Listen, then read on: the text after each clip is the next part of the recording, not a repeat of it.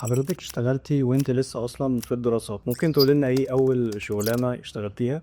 بنتدرب في الصيف من بعد الإعدادية عموما، يعني سواء المدرسة اللي بتجيب لنا الفرصة أو إحنا اللي بناخدها. فأنا فاكرة أول حاجة اشتغلتها كان في بنك ما بقاش موجود دلوقتي أعتقد، كان اسمه بنك أوف نيويورك. وسبحان الله الواحد وهو صغير لازم يجرب حاجات كتير علشان يقدر يحكم هو عايز يشتغل في أي حاجة. فالمفارقة كانت إن أول حاجة جات لي كانت بنك، وهو بنك صغير يعني مش بنك كبير. وانا اصلا قبلها كنت معتقده ان انا ممكن اخش كارير البنوك ده واحبه، بس ال3 شهور اللي انا قضيتهم فيه اكتشفت ان انا ما بحبش كارير البنوك ده ابدا.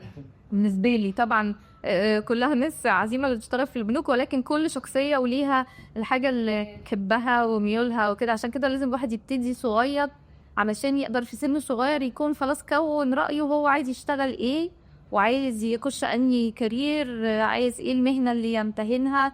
وده لازم كمان يكون قبل ما يدخل كليه.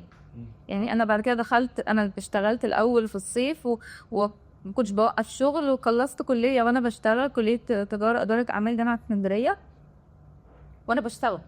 ف فبالتالي يعني كان قدرت من الاول اعرف، فضلت اشتغل كذا حاجه ورا بعض لغايه ما وصلت في سن قريب قوي. يعني في سن 21 كنت مدير موارد بشريه في شيبينج لاين كبير موجود في اسكندريه. فمن هنا بقى اللي قدرت اعرف ان في فرصه في السوق ان انا افتح شركه في مجال استشارات الموارد البشريه.